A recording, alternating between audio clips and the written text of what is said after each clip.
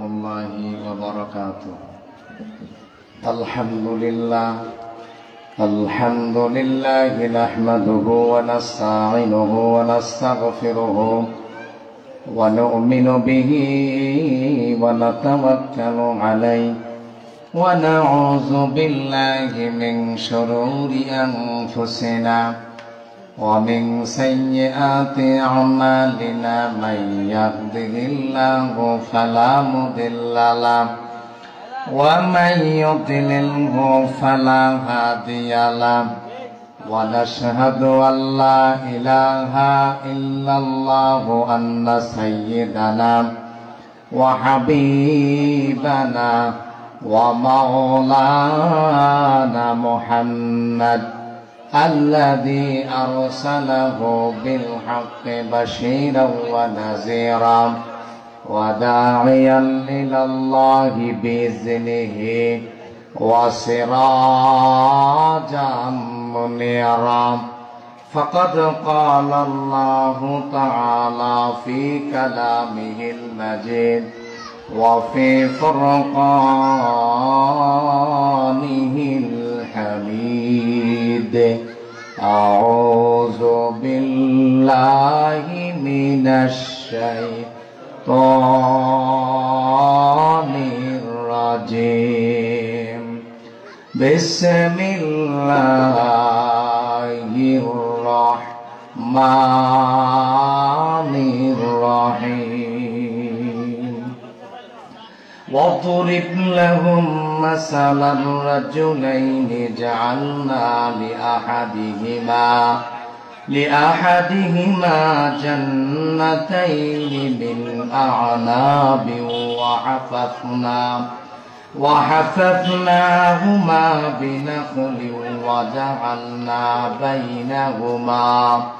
وجعلنا بينهما زرعا. يا أيها الذين آمنوا صلوا عليه وسلموا تسليما. যারা আমরা নিজেকে নবীর উম্মত বলে দাবি করি, আমরা পড়ি দুরূদ শরীফ: আল্লাহুম্মা সাল্লি আলা মুহাম্মাদিন ওয়া আলা আলি মুহাম্মাদ কামা সাল্লাইতা আলা ইব্রাহিম ওয়া আলা আলি ইব্রাহিম ইন্নাকা হামিদুম মাজিদ. আল্লাহুম্মা বারিক আলা মুহাম্মাদ وعلى آل محمد كما باركت على إبراهيم وعلى آل إبراهيم إنك حميد مجيد. সকলে করুন আলহামদুলিল্লাহ। আবার বলুন আলহামদুলিল্লাহ।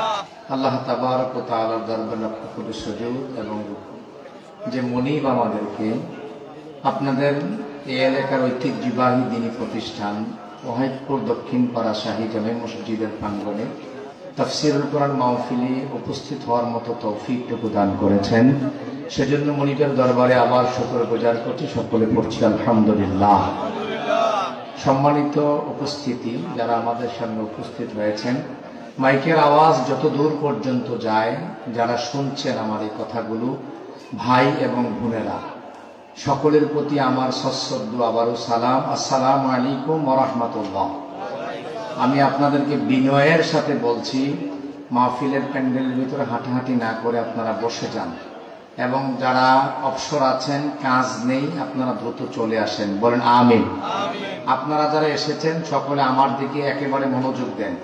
কোরআন থেকে তাফসীর শুরু হয়েছে, যাদেরকে স্বেচ্ছাসেবক বানিয়েছেন তারা অন্যদেরকে বসিয়ে দেন। এখন আপনাদেরকে যদি বসতে বলা লাগে তাইলে তো আরেক সমস্যা, তারা রোগ সরাইব কে? এজন্য আপনারা ওদেরকে বসান, আপনারা কন্ট্রোল করেন, জায়গাটাকে নিয়ন্ত্রণ করেন। আল্লাহ তৌফিক দান করুন। বলুন আমিন। এই যে ছোট ছোট ছেলেরা দাঁড়িয়ে আছে, ওইদিকে একটারা দাঁড়িয়ে কথা বলতেছেন, সবাই ভিতরে বসেন। পুরো মাঠকে কন্ট্রোল করেন। স্বেচ্ছাসেবক যারা আছেন পুরো মাঠটাকে কন্ট্রোল করার চেষ্টা করেন। আমি চাচ্ছি এখানে 10 জন মানুষও যদি হয়, 10 জন যেন আলোচনা বোঝে। কি করেন আপনারা? আপনারা রাজি আছেন? সবাই রাজি? তাহলে আমি শুরু করে দিই, দেরি করে লাভ নাই, ঠিক না? আমি যে আখান থেকে আলোচনা করব সূরার নাম কাহাফ। সূরার নাম কি? একতারা শুনলাম মনে হয় যত হুজুর কাহাফ থেকে করছিল। হ্যাঁ, গত বছর আমি সূরা কাহাফ থেকে আলোচনা করেছি এবং আলোচনা গত বছর করেছিলাম 13 থেকে 16, আর আজকের আলোচনা হবে সূরা কাহাফের 32 থেকে 43। 32 থেকে কত? 43। এখানে আল্লাহ তাআলা একটা চমৎকার গল্প তুলে ধরেছেন। একটি টেলিফিল্ম, একটি নাটক, একটি গল্প, একটি ছায়াছবি। আপনি যেভাবে বিষয়টাকে বর্তমান প্রেক্ষাপটের সাথে মিল করান, আমি এভাবেই বিষয়টাকে বললাম। এই টেলিফিল্ম, এই গল্প যদি কারো চরিত্রের সাথে মিলে যায় তাইলে কিছু করার নাই, কারণ এটা বলেছেন কে? সবাই বলেন নাই, বলেছেন কে? এই গল্প যদি কোনো কারণে আজকের মাহফিলের এই যে একটু আগে আলোচনা করছে হযরত মাওলানা ওসমান গনি সাহেব, ওনার চরিত্রের সাথে মিল্লা যায় তাইলে কিছু করার নাই, কারণ বলছেন কে? আল্লাহ। যদি সভাপতির সাথে মিলে, কথা কয় না, যদি প্রধানমন্ত্রীর সাথে মিলে, এই এলাকার সবচাইতে বড় মাতাব্বর যে তার সাথেও যদি মিলে তাইলেও কিছু করার নাই, কারণ বলছেন কে? সবাইকে শোনার জন্য প্রস্তুত? যদি আপনার বিরুদ্ধে যায় তাও কিছু করার নাই, কারণ বলছেন কে? যদি আমার বিরুদ্ধে যায় তাও কিছু করার নাই, বলছেন কে? আল্লাহু আকবার। যিনি বর্ণনা করছেন তার বক্তব্য হচ্ছে এমন, পৃথিবীর যার বিরুদ্ধে যাক আমার কথা এভাবেই থাকবে। এটাই হচ্ছে নজরুল খাস। আমি যা নাজিল করেছি তা কখনো আম হবে না, তবে তার হুকুম আম হয়ে যাবে। কিয়ামত পর্যন্ত যত মানুষ হবে যার চরিত্রের সাথে মিলবে ওই ব্যক্তি এই পাপের অধিকারী হবে, ওই ব্যক্তি এই গজবের মধ্যে পড়ে যাবে। আল্লাহু আকবার। সকলে প্রস্তুত? আমি শুরু করছি। আল্লাহ রাব্বুল আলামিন সূরা কাহফের 32 নম্বর আয়াত থেকে যেই ঘটনাটি তুলে ধরেছেন, আল্লাহ বলেন ওয়াদরিবুল্লাহুম মাসালার রাজুলাইনি জাআলনা লিআহাদিহিমা জান্নাতাইনি মিন আ'নাবি ওয়া হাফাফনাহুমা বিনাখলিন ওয়া জাআলনা বাইনাহুমা যারআ। আল্লাহ রাব্বুল আলামিন বলেন আমি তোমাদের সামনে এখন একটি ঘটনা, এখন একটি বর্ণনা করব, একটি উপমা পেশ করব। আল্লাহ বলেন ওয়াদরিব লাহুম মাসালার রাজুলাইনি, আমি দুইজন ব্যক্তির গল্প বলবো। বলেন তো দেখি সবাই মিলে আল্লাহ যে গল্প শুরু করছে, আল্লাহ যে মিসাল শুরু করছে, ব্যক্তি কয়জন? জোরে কোন কয়জন? এরপর আল্লাহ রাব্বুল আলামিন বলেন লিআহাদিহিমা জান্নাতাইন, আমি দুইজন ব্যক্তি থেকে একজন ব্যক্তির একটা বাগান দান করলাম। দুইটা। কয়টা বাগান দিছে? আল্লাহ কয় আমি তারে দুইটা বাগান দিলাম মিন আ'নাব, আর দুইটা বাগানে ছিল আঙ্গুরের বাগান। সুবহানাল্লাহ। দুইজন বন্ধু থেকে কয়জন বন্ধুরে বাগান দিলেন? সবাই জোরে কোন কয়জন বন্ধুরে বাগান দিলেন?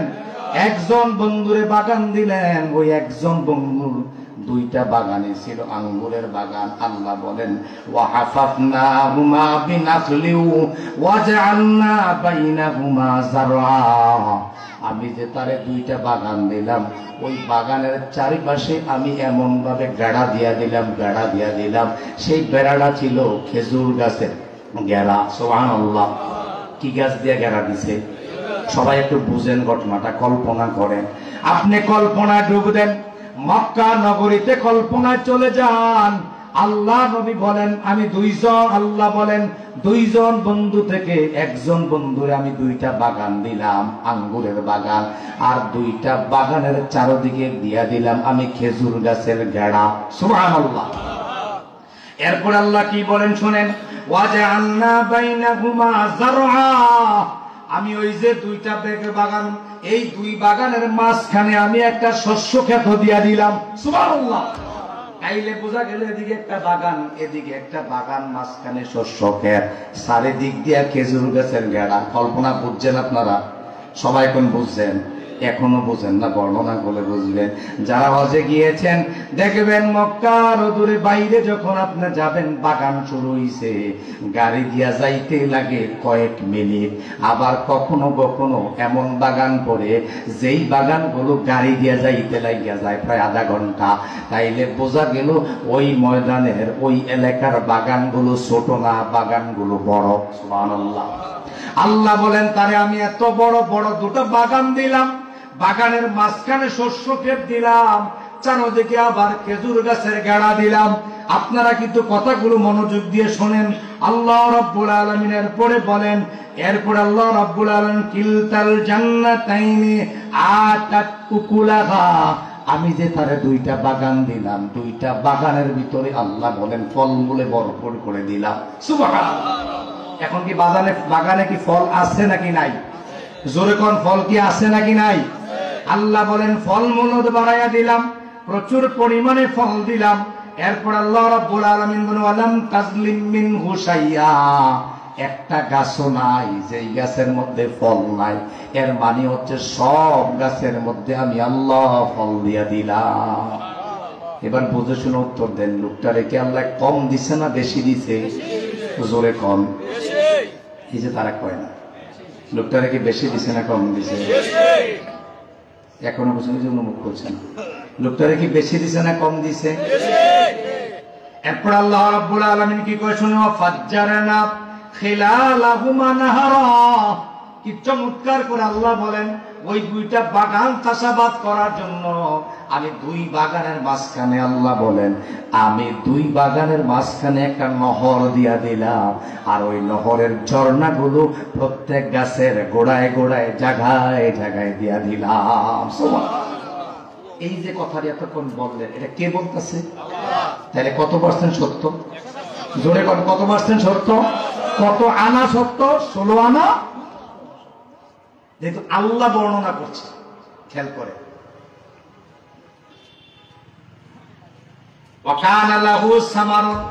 আল্লাহ এই কথা বলার পরে আমি তারা শুধু বাগান দেই নাই, আবার তারে শস্য খেতে শুধু দেই নাই, আমি শুধু তাদেরকে এই বিষয়গুলোর সাথে সাথে তারই আমি অনেক সম্পদের মালিকও বানাইলাম। তাহলে সম্পত্তি কম না বেশি? জোরে কম। ঢাকায় বাড়ি আছে, দেবিদ্দার বাড়ি আছে, কুমিল্লা বাড়ি, লন্ডনে বাড়ি, এমন বড় লোক বাংলাদেশে আছে নাকি নাই? আল্লাহ কয় আমি যে ওই একটা বন্ধু, এক বন্ধুর কথা কিন্তু বর্ণনা করতেছে আল্লাহ, আর এক বন্ধুর কথা কিন্তু এখনো বলে নাই। আল্লাহ কয় ওই বন্ধুটারে আমি এমন সম্পদ দিলাম। আমি প্রথমত আল্লাহ বলেন দুইটা বাগান দিলাম, শস্য ক্ষেত দিলাম দুই বাগানের মাঝখানে, এরপরে খেজুর গাছ দিয়ে গেড়া দিয়া দিলাম, আমি নহর দিলাম, ঝর্ণা দিলাম, যেন আমার বান্দার চাষাবাদ করতে সমস্যা না হয়। এবং বান্দারে যে দুইটা বাগান দিলাম, খেজুর গাছ দিলাম, প্রত্যেকটার মধ্যে ফলমূলে ভরপুর করে দিলাম, একটা গাছও নাই যেই গাছে ফল নাই। আল্লাহ বলেন এইগুলো ছাড়াও আমি আল্লাহ তারে আরো প্রচুর সম্পদ দিয়া দিলাম। আল্লাহু আকবার। তাহলে সম্পদ কি কম দিছে না বেশি দিছে? জোরে কোন কম না বেশি?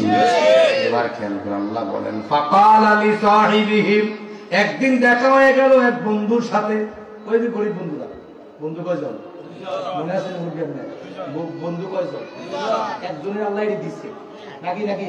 তাহলে আরেকজনদের বোঝা গেল নাই নাই নাই, আমরা ধরে নিই। হ্যাঁ, এরপরে একদিন এক বন্ধুর সাথে দেখা হয়ে গেল। ওই যে একটা বন্ধু ছিল, ওই বন্ধুর সাথে তার দেখা হয়ে গেল। দেখা হওয়ার পরে কি কয় শোনেন, হুয়ায়ু হাজিরুহু, দেখা হওয়ার পরে খোঁজ খবর নেতা ভাই কেমন আছেন, বাড়ির সবাই কেমন আছে, বাড়ির সবাই ভালো আছেন, খেয়াল করেন কথাগুলো। আমি বলতে বলতে একটা পর্যায়ে আমি বলা শুরু করলাম, ও তাজু ভাই শোনেন, ও অমুক শুনেন, ও এরশাদ শুনেন, ও গনিমিয়া শুনেন, আপনার আমি একটা কথা বলি, আকসারু মিনকা মালা ওয়া আযযু নাফারা, আনা আকসারু মিনকা, আমি কিন্তু তোমার কাছ থেকে সম্পদের দিক থেকে বড় লোক। নাউযুবিল্লাহ কইতেন না, কথা বুঝছেননি? কোন বন্ধু কইতাছে? বড় লোক বন্ধু, সম্পদওয়ালা বন্ধু। কায়দা পাইয়া যখন এই বিয়ারে আমি পাইলাম, পাওয়ার পরে গল্পের আকারে আল্লাহ রাব্বুল আলামিন এই কথাটা কষ্ট করে বলেছেন, ওয়ায়ুহাফিরুহু, কথাবার্তার ফাঁকে ফাঁকে একটা সময় বলে ফেললাম, আনা আকসারু মাল, আমি আমার আপনার কাছ থেকে মালের দিক থেকে অনেক বেশি। নাউযুবিল্লাহ কইতেন না? এখানেই শেষ হয়েছে না। এবার আমি এই মিয়ারে কইতাছি আপনি বেশি বাইরেন না, কথা কয় না, কি কইতেছি? আপনি বেশি বাইরেন না। ওয়াজু নাফারা, আমার জনগণও কিন্তু বেশি, আমার জনলোকও বেশি, আমার জনবলও বেশি। বাসলে বাড়লে কিন্তু আমার টাকার অভাব নাই, আমার জনগণের অভাব নাই। আপনার মতো দুই চারটে ঠামাইলে কি হইব? কথা কয় না, হ্যাঁ? কথা বাসটা বুঝেন। আল্লাহ বলেন ওই একদিন দেখা হয়ে গেল গরিব বন্ধুর সাথে বড় লোক বন্ধুর। ওই দেখা হওয়ার পরে বড় লোক বন্ধু বলল, আমার কিন্তু সম্পদের অভাব নাই, আমার জনগণের অভাব নাই। এর মানে হচ্ছে তুমি বেশি বাড়াবাড়ি কইরো না, তোমার রাতের ভিতরে ঘুম কইরা লাইলে কয়টিয়া লাগবো? আসেনি? এখনো আসেনি তারা। তার টাকা বেশি হয়ে গেলে, জনবল বেশি হয়ে গেলে, শক্তি বেশি হয়ে গেলে, ক্ষমতা বেশি হয়ে গেলে তাদের বাসাগুলো এমন থাকে, তুই বলে বেশি বাইরে গেছো যা, তোরের মুহূর্তের ভিতরে কিন্তু তোরে ঘুম কইরালাম কয়টিয়া লাগবো। আমরা বিগত 13টা বছর দেখেছি আল্লাহর কত বান্দাকে যারা হক কথা বলেছে, সত্য কথা বলেছে, যারা সমাজে লড়েছে, যারা দিন কায়েমের কথাগুলো বলেছে, একদিন দুই দিন নয়, একদিন দুই দিন নয়, বছরের পর বছর আয়না ঘরের মধ্যে ফেলে রেখে দিয়েছে। এমন দৃশ্য বাংলাদেশে ঘটছে নাকি ঘটে নাই? জোরে কোন ঘটছে নাকি ঘটে নাই? একদিন দুই দিন নয়, সারা পৃথিবী যাকে নিয়ে গল্প করে, সারা পৃথিবী যাকে নিয়ে কল্পনা করে, আল্লামা দেলোয়ার হোসেন সাঈদীকে একদিন দুই দিন নয় 13টা বছর জেলখানার মধ্যে ফেলে রেখে ভারতের পরিকল্পনায় অপচিকিৎসার মাধ্যমে ওই আল্লাহর বান্দাকে দুনিয়া থেকে বিদায় করা হয়েছে। কথা বলে তাইলে বোঝা গেল এই ধরনের সম্পদের বাহাদুরি, এই ধরনের জনগণের বাহাদুরি করার মতো লোক এখন সমাজে আছে নাকি নাই? বেশি দিন আগের কথা নয়, আমরা 4 আগস্ট দেখেছি আল্লাহর কিছু বান্দারা দেবিদ্দার চত্বর আমরা দেখলাম 2 হাতে গুলিগুলো ছেড়েছে, পাখির মতো ছাত্রগুলোকে নৃশংস হত্যা করেছে। তারা তো এদেশেরই মানুষ। কথা বলে তারা কিন্তু আল্লাহর বান্দাদেরকে একবারও কিছু মনে করে নাই। তাদের আসলে কারণ কি জানেন? তাদের পেছনে জনগণ থাকার কারণে, জনগণের বলে তারা এই কাজগুলো করছে। আসলে তারা নিজের কোটায় করে নাই, নিজের বলে করে নাই, তারা এগুলো যা করছে জনগণের বলেই করছে। এই যে দেখেন আমি নাচি, আমার দেন একে আমি এখন গরম, আমি গরম কেন জানেননি? আমার সাথে অনেক লোক আছে, আমি এখন জনগণের কারণে আমি এখন নাচতাছি। আমার কথাগুলো আপনারা শুনতে এখন বাধ্য। আমরা সমাজে এমন লোকদেরই গাজরি মদদি বিভিন্ন অপসংস্কৃতির সাথে সম্পৃক্ত এমন লোকদেরকেও দেখি, যারা টাকার বলে, যারা ক্ষমতার বলে এমনও হয়েছে তারা অন্য একজন মানুষের উপর জুলুম করে, নির্যাতন করে। আছে নাকি নাই? ওই আল্লাহ বলে তাদের বন্ধুর মধ্যে যে একটা গরিব বন্ধু, ওই বন্ধু টাকা নাই, ক্ষমতা নাই, ওই বন্ধুটারে যাইয়া কয়, বন্ধু তুই জানোস নে আমার কিন্তু টেয়ার অভাব নাই, তুই নাকি বাইরে গেছুন গা, তুই বেশি বাড়িচ্ছা যদি বারস তাইলে কিন্তু রাতের মধ্যে তুই নাই হয়ে যাবে গা। কথা কয় না? আপনার গাছের মাটি ভাবাইছেন না? ভয় পেয়েছেন? বলা হয়নি ভয় পেয়েছেন? জোরে কম ভয় পেন। আমি না ভয় পেন যাওয়ার সময় কে মারে ধরে কি করে না করে, আপনারা ভয় পেন কেন?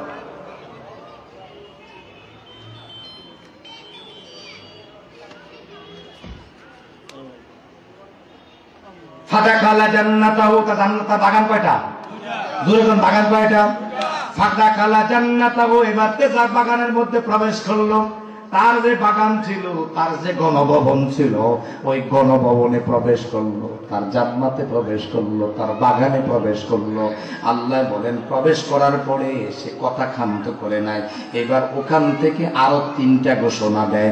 প্রথম ঘোষণা দিছে আমার সম্পদ বেশি, 2 নম্বরে ঘোষণা দিছে আমার জনগণ বেশি, 3 নম্বরে আবার ঘোষণা দেয়। 3 নম্বরে কি ঘোষণা দেয় শোনেন, ওয়া যালিমুন লিনাফসিহি, তার নিজের উপর নিজে জুলুম কইরা, নিজের জালেম ভেবে, আমি একজন জালেম, এই জালেমের কাজ যা করা লাগে তা নিজে নিজে কল্পনা করে করে এবার তিনি ঘোষণা করলেন 3টা কথা। 1 নম্বরে ঘোষণা করলেন, তিনি বলা শুরু করলেন, ক্বালা মা আযুন্নু আন তাবিদা হাযিহি আবাদা ক্বালা মা আযুন্নু, তিনি বলা শুরু করেন আমি মনে করি। আমি কি করি? জোরে করেন, আমি কি মনে করি? মা আযুন্নু আন তাবিদা হাযিহি আবাদা, আমি মনে করি আমার যে বাগান, এই বাগানটা কোনোদিন ধ্বংস হবে না। নাউজুবিল্লাহ, কাছতে কইলেন। বলেন তো দেখি, এই কথাটা বলার কারণে তার ঈমান আছে নাকি নাই? আমি যদি বলি কোনোদিন আমার কাছ থেকে চেয়ার যাবে না, আমি ক্ষমতায় বসেছি, চিরদিন আমার এই চেয়ার গুলো টিকে থাকবে, চিরদিন আমার চেয়ার থাকবে, বলেন তো দেখি এই কথা যদি আমি বলি, আসলে কি আদৌ পর্যন্ত সত্য হওয়ার সম্ভাবনা আছে?